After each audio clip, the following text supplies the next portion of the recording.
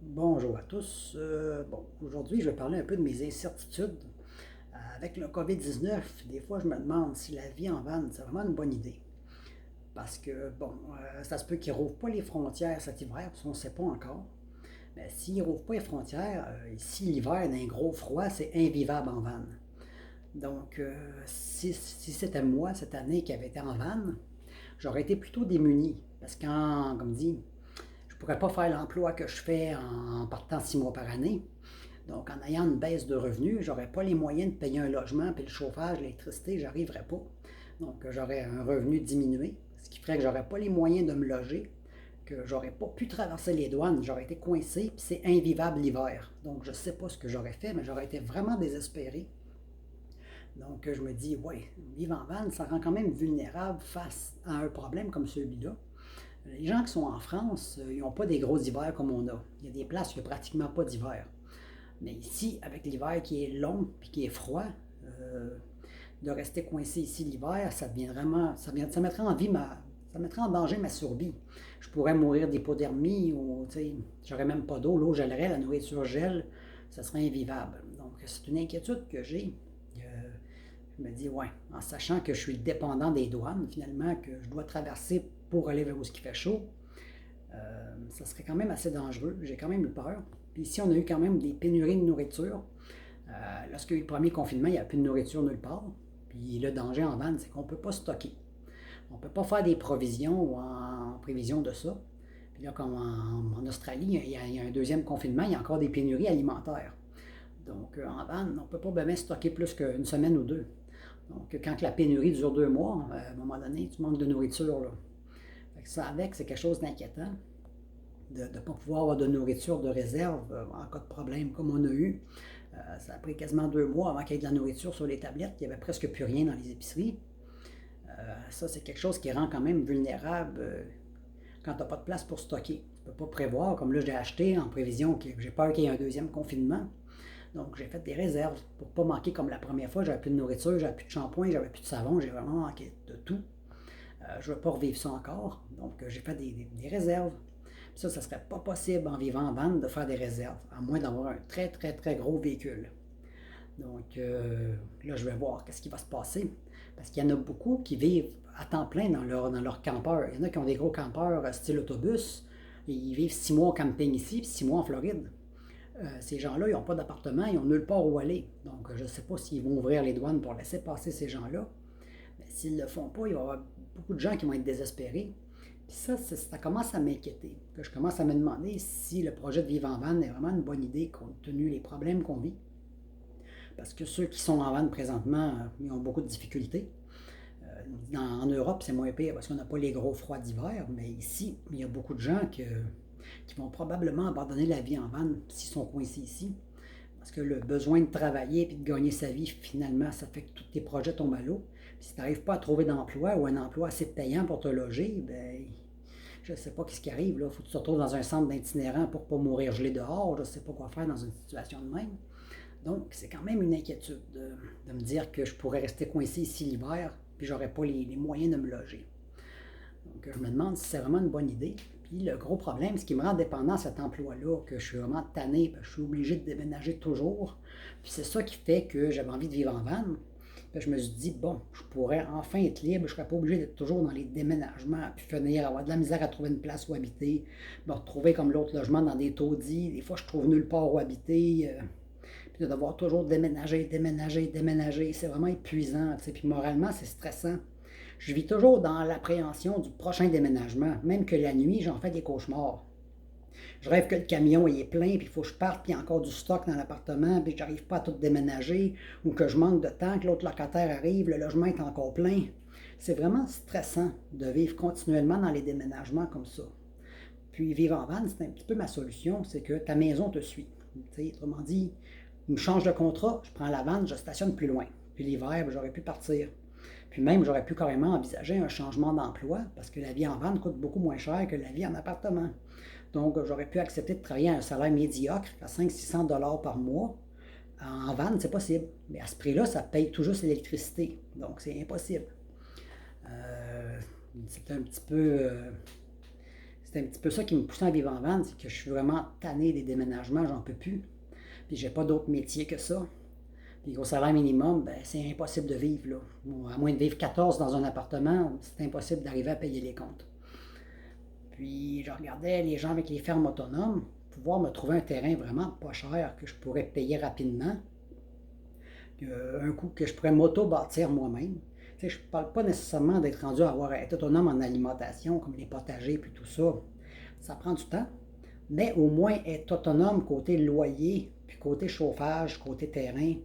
Que si j'ai un terrain payé, que je m'auto-construis, puis que j'ai un poêle à bois, donc je pourrais réduire de beaucoup le compte d'électricité, parce que c'est le chauffage l'hiver qui coûte très très cher. Pour ce qui est du compte d'électricité, les lumières, le frigo, c'est pas si mal. Mais le chauffage l'hiver dans des logements cheap, excusez-moi du terme, des logements vraiment mal isolés, ça peut monter à 300-400 $ par mois pour se chauffer. Puis à ce prix-là, souvent c'est inconfortable, c'est encore froid. Donc en m'auto-construisant, je préfère quelque chose de hyper isolé, avec poêle à bois, ce qui me permettrait de réduire le chauffage. Donc je pourrais arriver à vivre avec des coûts beaucoup moindres que de vivre en appartement. Donc c'est quelque chose que j'envisage, sauf que les terrains sont très très chers. Puis en région éloignée, le problème c'est qu'il n'y a pas d'emploi. Donc il n'y a pas vraiment même pour un emploi sous-payé, il n'y a rien. C'est dans le bois, puis c'est des endroits qui n'ont rien du tout. Donc c'est sûr que la meilleure solution, ce serait vraiment de trouver un terrain à bas prix, puis de m'auto-construire. Donc ça me permettrait de baisser mes dépenses pour pouvoir être plus libre, puis ne plus avoir à déménager continuellement. Ben, je regarde quand même d'autres alternatives, parce que comme je disais, la vie en van, ça me fait peur présentement quand je regarde tout ce qui se passe. Je commence à avoir des sérieux doutes. Donc je regarde qu'est-ce qu'il y aurait comme alternative. Il y aurait peut-être la mini-maison, mais à condition d'avoir un branchement électrique. Donc une mini-maison sur un terrain avec électricité, ça aussi, ça pourrait être viable en étant branché. Il y a une possibilité de se chauffer, puis en ayant un poêle, un mini poêle à bois en plus pour réduire les frais de chauffage. La mini-maison sera peut-être plus viable que la vanne. Donc, c'est de voir les terrains. Ce serait d'arriver à trouver un terrain qui n'est pas trop loin de la civilisation, qui permettrait justement de pouvoir travailler, mais travailler plus librement. De ne pas être contraint toujours à me promener. Mais sauf que si je dois vivre avec 500-600 $ par mois, il faut quand même que je le calcule dans mon budget. Il ne faut pas que je passe 800 $ dans le logement quand j'en gagne 500. C'est impossible. Il ne faudrait pas que ça me coûte plus que 200 par mois d'électricité puis de logement. Puis à ce prix-là, la seule solution que je verrais, ce serait vraiment d'être propriétaire de mon terrain puis de m'auto-bâtir. Un coup, le terrain et la maison payés, il reste seulement l'électricité et les taxes.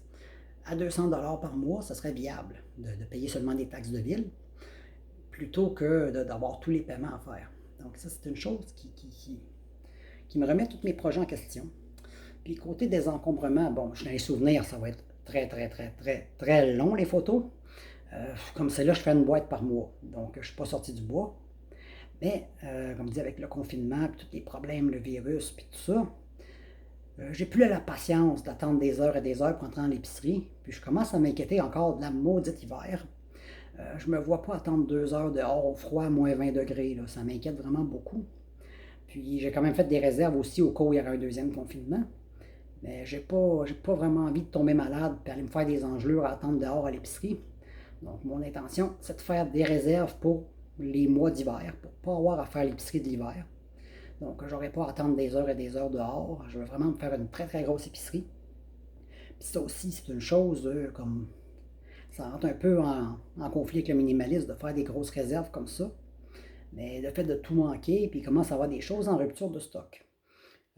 Comme mes shampoings et le psoriasis, il en restait presque plus, puis le fournisseur en a plus. Donc j'ai fait vraiment une grosse réserve. Les disques durs pour copier mes photos, j'avais encore un petit peu de place sur ceux que j'ai. Mais j'ai quand même acheté 2 d'avance parce qu'il commence aussi à avoir des ruptures de stock là-dessus. Il y a beaucoup de produits qui sont rendus, qu'il n'y en a plus, qu'il n'y a plus de production qui se fait. Parce que la Chine, l'Inde et le Mexique ont des gros problèmes d'épidémie.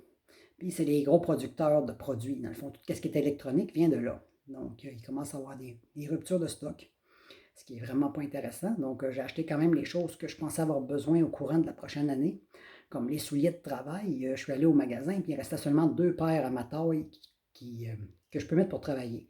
Parce que ça nous prend absolument des souliers tout noir. On n'a pas le droit à aucune couleur, aucune, mettons, une semelle blanche, ça passe pas. Donc, puis je porte des 13. Donc, c'est pas facile de me chausser. Donc, j'ai acheté 2 paires, puis je me dis, bon, si j'arrive plus à en trouver nulle part après, je vais être assez mal pris. J'ai acheté d'avance. Il y a des choses que j'ai commencé à faire des réserves parce que j'ai peur d'en manquer. Puis que c'est des produits qui commencent à être difficiles à trouver maintenant. Que ça va un petit peu. Bon, je fais d'un côté, j'essaie de désencombrer, puis de l'autre côté, je dois faire des réserves en prévision de tous les manques qu'il pourrait avoir. Il y a certains produits qui disparaissent plus vite que d'autres. Il y a des choses que j'ai pas d'inquiétude, mais il y en a d'autres que quand je vois dans les magasins qu'il n'y en a presque plus, puis qu'il y a des ruptures de stock un peu partout, puis c'est des quantités basses sur Internet, je me dis je suis mieux d'acheter tout de suite que d'attendre qu'il n'y en ait plus nulle part. Donc, je fais quand même un stock de certaines choses que j'achetais fur et à mesure avant, que là, j'ai commencé à acheter d'avance en prévision d'une pénurie. Parce qu'il y a des choses comme présentement, il y a beaucoup d'endroits qui n'ont plus de savon à linge. Ça aussi, les gens commencent à en chercher, par avoir de la difficulté à en trouver.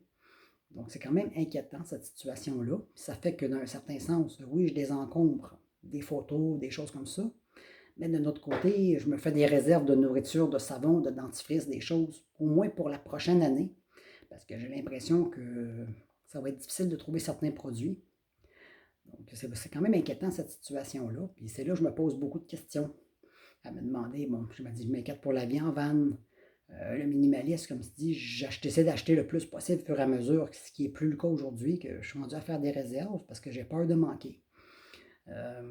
Donc, il y a beaucoup de remises en question de ce qui serait le mieux à faire. Je sais une chose, c'est que c'est sûr que des réserves de nourriture, quand ça va venir le temps de déménager, ça ne sera pas drôle du tout. Donc, c'est sûr que cet emploi-là, à long terme, des déménagements continuels comme ça, psychologiquement, ça m'affecte beaucoup, ça me stresse. J'aurais besoin de savoir où ce que je vais être dans 6 mois, dans un an. Pas toujours me demander où ce que je vais être, puis de décider de ma vie en pensant à mon travail. Parce que toute ma vie est organisée par rapport au travail. Je ne peux pas vraiment faire de projet. Comme là, je me fais un stock de nourriture parce que je m'inquiète. Mais d'un autre côté, je m'inquiète à devoir la déménager, cette nourriture-là. Que si j'étais stable, que je restais toujours au même endroit, ça ne serait pas un problème d'avoir un an de réserve de nourriture. Parce que là, je ferais une rotation de stock, dans le fond. Des pâtes, du riz, ça se garde longtemps. Là. Il n'y aura pas un problème d'avoir des réserves. Même chose d'avoir 2 paires de souliers d'avance. Ce n'est pas une problématique non plus. Mais quand ça vient le temps de tout déménager, tous les biens matériels deviennent une problématique. Parce qu'il faut les déménager à chaque fois, puis ça devient épuisant de déménager tout ça. Puis c'est ce manque de stabilité-là que je trouve difficile. Puis de baisser de salaire, il faut que je sois capable de baisser mes dépenses. Puis quand 80% de mes dépenses, c'est le logement et l'électricité, c'est clair que même si je coupe mon petit café par semaine, c'est pas ça qui va faire une différence. C'est pas ça qui va me permettre de pouvoir changer d'emploi. C'est impossible. Ou même, sans changer d'emploi, de pouvoir refuser certains contrats. Que si mon coût de vie était beaucoup plus bas, je pourrais carrément dire, j'accepte les contrats dans un périmètre de 30 km de chez moi. Si c'est trop loin, je ne veux plus déménager. Si vous n'avez pas de contrat proche de chez moi, je ne le fais pas. Je pourrais carrément accepter de travailler 2 ou 3 mois par année, puis de refuser de déménager. Ça serait une autre alternative, parce qu'il m'envoie d'une ville à l'autre. Donc, si je m'installe dans une ville où il y a plus de potentiel d'emploi, comme en banlieue, il y a plus d'emplois qu'en campagne, bien en banlieue, ça serait plus facile de travailler un 3-4 mois par année, de choisir mes contrats, que quand je dois avoir des paiements, je ne peux pas me permettre de travailler 3 mois par année. Donc, si le contrat se termine, je n'ai pas le choix d'accepter l'autre contrat qui m'oblige à déménager. Mais quand financièrement, tu as du lousse, c'est plus facile de dire je veux travailler dans cette zone-là seulement. Puis de travailler juste sur appel ou à temps partiel ou 3 mois par année. C'est plus facile de dire non que quand tu es dépendant, tu as des paiements à faire, tu n'as pas le choix de l'accepter le maudit déménagement parce que je ne pourrais pas vivre toute une année avec 3 mois de salaire. Puis je ne pourrais pas non plus vivre en travaillant une fois par semaine parce que ça pourrait être une autre alternative. Si je n'ai pas beaucoup de dépenses, je pourrais travailler juste une journée par semaine. Mais malheureusement, ce n'est pas le cas. Fait que si je ne veux plus être obligé de déménager, il faut que je sois capable de baisser mes dépenses. Puis la vie en van me semblait une bonne idée au départ. Mais quand je regarde, comme je dis, le virus puis les pénuries alimentaires, je me dis que c'est peut-être pas la meilleure façon de survivre en ce moment. Puis comme l'hiver, c'est pas vivable, ça me rendrait assez vulnérable. Donc, je commence à regarder que peut-être que d'avoir un terrain, ce serait une meilleure alternative pour pouvoir vivre. Ça, c'est une chose à examiner.